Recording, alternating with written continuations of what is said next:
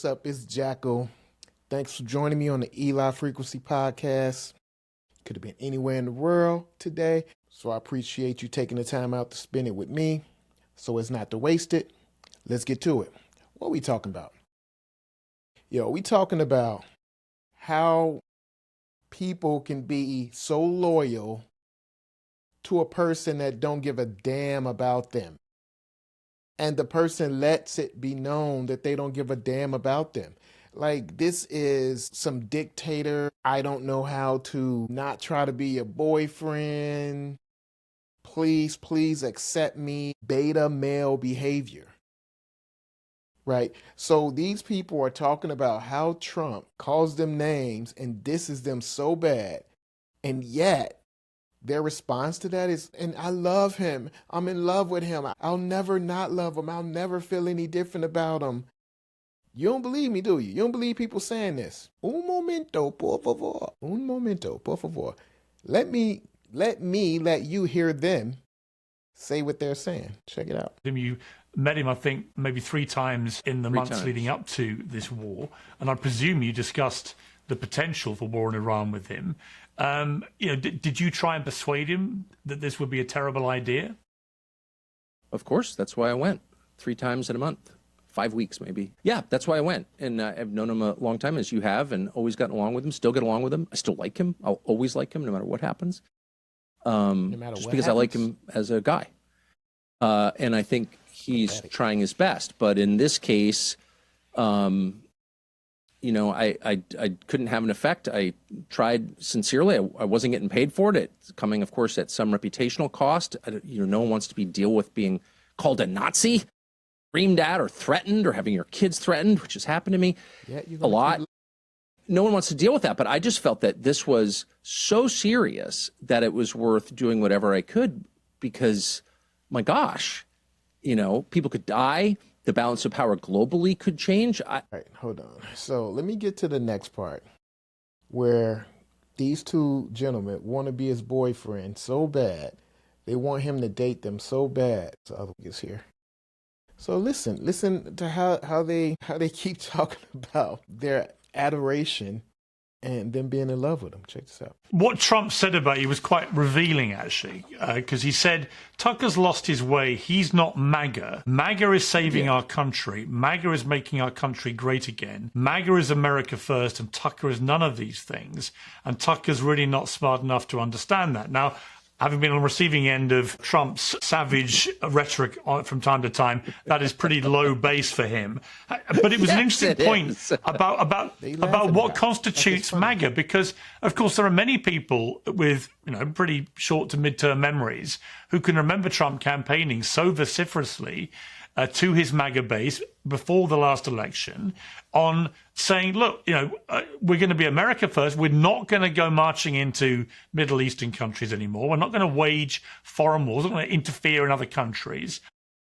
And we're going to fix the economy in the United States. We're going to get the cost of living prices down. We're going to end inflation. And it seems to me that might be that President Trump has either forgotten what he said or wants to try and reframe what MAGA really means. Because if you're a MAGA voter, you must be slightly mystified. You may not want to admit it publicly because you think it betrays Trump, but you must be mystified that within a year of winning back the White House, the guy that campaigned on not going into the Middle East again, not waging foreign wars, focusing on America first and the US economy, has now launched the biggest war in the Middle East in my lifetime that America has waged, and that has inevitably sparked the biggest economic meltdown we've seen as a consequence of a war, not least because, as you said, about the Strait of Hormuz and the damage that is inflicting, and the simultaneous attacks on the Gulf states and all the fallout from that. So it seems to me that he may want to come after you for not really understanding MAGA, but I'm not sure that many in the MAGA movement, if they're really honest, can be comfortable with what is happening here. I mean, look, I've never claimed to be a genius because I'm not a genius. And so it's entirely possible there are motives I don't understand. I certainly tried to understand in many conversations with him, but maybe I didn't. I'll keep that possibility open. And as for what MAGA is, it's a slippery definition. I mean, I think George Orwell wrote a bunch of books about this, including Animal Farm. Definitions change. I remember someone pointing to a picture of 100% black people once and telling me that's diversity. Or thinking, looks like uniformity, actually. Like, what do these words mean? I don't know. I do know what America First means because it's a much more precise description. And it means you put America first in every decision that you make as an American leader.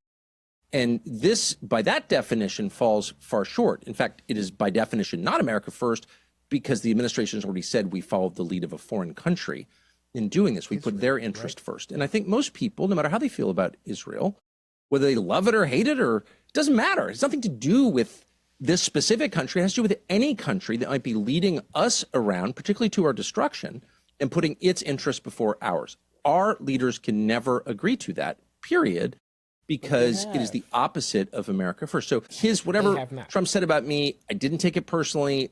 I suspect he doesn't really mean it because I've always gotten along with him for 30 years. I expect I always will. But on this one specific question, America First, we can say this was not America First. This was at least America Second. I do think it's obvious that Israel understood, because they're not stupid, that the effect of this war would be to get the United States out of the Middle East. And unfortunately, I think that will be the effect. And they want that because why would you want a dominant power in your region telling you what to do and hemming you in, as the U.S. has to Israel? No, you can't. So I got tired of listening to that. But you all heard that, right? You all heard that, right? He wants to be Trump's man so bad. One of his men. He wants to be one of Trump's boyfriends so bad that he said, I've known him for 30 years. He's met him 3 times, which he's admitted in the same interview. And those 3 times were within the last 6 months. So to say I've known somebody for 30 years who has never talked to you and you've met him 3 times in the last 6 months is disingenuous. So him and Pierce are the same, because Pierce says that same line. I've been friends with them for 30 years. Yeah. And they brag on that. And they talk about how much they in love with him, how much they wish he would do them. And you know what I'm saying? Like, they want to be Trump's boyfriend so bad. And then when Trump calls them dumb, stupid, not a part of the movement, what do they say? He really doesn't mean it. I don't take it personal. He don't mean it. Look, I'm not going to hold it against you, baby. Please. I'm not going to hold that against you. I'm just going to always be here for you. I'll wait 1,000 years, whatever it takes. Just please. You can say whatever you want to me, but I'm going to be here for you. I love you. I love you. Remember Kramer? I love you. This is how these men, grown white men, talk about a man who's doing the worst things that a man can do. Now, mind you, these are the same 2 people, especially Pierce, who condemn others who say they were still friends with Jeffrey Epstein. Trump was one of Jeffrey Epstein's best friends, and they would be quick to try to say, but once he was convicted of those charges, he wasn't friends. He didn't communicate with him after that. It's a horrible British accent, but that's what they would say, right? Now, mind you, Trump himself has been accused of having relations with underage women, or Trump himself on air during his presidential run was caught on tape saying, yeah, you just grabbed them by the vagina. Yeah, they don't do nothing. They just smile. They just laugh because you're a celebrity. They don't care. So isn't that sexual assault as well? But yet, these clowns harbor on the fact that I'm going to always be his friends. There's nothing he could ever do to make me not want to be his boo. These are beta men. These are men with no backbone. These aren't men. These are children. And Trump is like a daddy to them. A daddy who doesn't pay them attention. You know how the kid, it's the parent that doesn't pay or give any attention to the kid. That's the one that the child loves. That's why they don't let children testify in court when there's a separation between the parents, because the child psychologically is going to always pick that one who doesn't show them the most love, because that's the one that they're trying to get the love and the approval from. These clowns are steadily trying to get the love and approval from Trump when he don't want them to be his boyfriend. He got other boyfriends now. Like Benjamin Netanyahu, that's his boyfriend. Putin is his boyfriend, but he's upset that Putin treats him like a side chick. Trump look how this works out. Putin, president of Russia, he's treating Trump like his side chick. Trump is treating them not even like they're his side chick. Like they some fanatics. Oh, them just some girls that be running backstage trying to get a glimpse at me. And Tucker Carlson, them just some chicks that's backstage just trying to get at me. You know what I'm saying? But my boyfriend Putin, he won't pay me no attention. And since his other boyfriend, Netanyahu of Israel, he giving Trump some attention, so Trump does whatever he wants him to do. He's like, oh, my boo Netanyahu's paying me attention. So what you want me to do, baby? You want me to drop bombs on this other country? You know what I'm saying? You want me to drop bombs on Iran for you? Okay. I'll do it. Just watch me.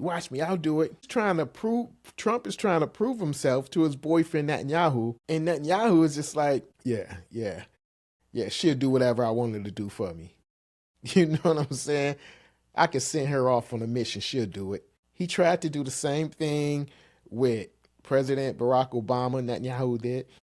Obama didn't go for it. He was like, look, man. So they signed the peace deal with Iran, which they were able to go in and see if they had, any nuclear grade uranium. And it was a deal. And the president, or the leader of Iran at the time, he was not for like nuclear weapons, because he was also in charge of the religious leadership. He was the religious leadership. I mean, he was for nuclear with regard to energy and all that, but he was the only one that was stopping the building of nuclear weapons. And Trump came in, tore that agreement up, killed him, and now his son is in charge, who is 100% for nuclear weapons, right? So that's their boyfriend, or these two women right here. That's who they want so bad. They want this man to acknowledge them. They want their wannabe boo to acknowledge them so bad. But you all don't have no power. Do you understand that? The boo that y'all want, is only interested in other men who have power. That's why he wants Putin so bad, but Putin keep dissing him, playing him to the curb. He really, really, really would love to be in a relationship with Kim Jong-un, if we keeping it 100. He wants America to be North Korea. You best believe that. Kim Jong-un, he don't care. He owns what he owns. He doing what he do. He don't care about Trump. He like, man, look, I got enough women. I don't need no side pieces that are outside my country. I'm good. So since he ignores Trump, they went on one date. He realized that Trump was kind of stupid. He was like, she kind of stupid. I'm good on her. So he curbed Trump. He wouldn't answer his calls no more. Now, China got just as much power. So they like, we don't need you. Kick rocks. We do not need you. Matter of fact, you'll come running back to us when you want Papa to spend money on you. When you want Papa to spend money on you or give you another loan, you're going to come running back to us. And soon you're going to owe us so much money that we might just put you on a corner. Yes, America. We might just put you on the corner because you all are going to owe us so much money. So we just sitting back and watching you bomb, our homies. But we're giving them your location. We're giving them We're letting them know how many ships you have in the area, where your subs are, where your bases are located. We giving them the navigational geolocations of everything that you have going on. And you know, his other boyfriend, who keep curbing him, Putin, is also giving Iran geolocation information about the United States. And you know what, Trump? See, they acting just like Trump acts to Putin. Putin don't pay him no mind. So, reporter asked Trump, hey, so Putin is giving out location information to Iran about your ships and everything. You know what Trump's response was? Yeah, I mean, yeah, we all do that. So, I mean, I don't blame them for doing that. Like, Americans have died, and you're talking about, with regard to a foreign dictator, you don't mind them giving out the locations, which is partially the reason some of our Americans have died. You don't mind them giving out that information. You want to jump in bed with him so bad that you don't mind him giving out information that's killing our American soldiers. This is bad, y'all. This is bad. We got all these sweethearts that's trying to impress the other sweethearts so bad. Tucker Carlson, Piers Morgan, so in love with Trump that he can do no wrong to them. Yeah, they talk about the things, and only reason Piers is saying these things is because other people are talking about it. And he tries to keep bringing on guests from both sides. He doesn't want to appear as if he's on one side, but he obviously does. If you can say a man can do no wrong to you and you're going to love him for the rest of your life, you shouldn't be talking about nobody except your wife like that. A man who's been accused of pedophilia, you're going to say that he can do no wrong, but yet Jeffrey Epstein, y'all got a big problem with people who stayed friends with him? But the man y'all want to go to bed with was his friends for the longest, longer than anyone else, and his name was in the Epstein files more than any other man. This is the man y'all say he can never do no wrong. He can abuse me. Y'all sound like abused women. He can abuse me, he can kick me, he can stump me, but he can call me stupid, but he loves me. I know he loves me. He may have a strange way to show that he loves me, but I know he loves me. I know he does. And one day, maybe it's after his presidency, he's going to come back to me. He's going to do an interview with me, and we're going to laugh together, and I'm going to go down on him. It's going to be all good. That's how these clowns sound. Can you believe this? Can you believe this?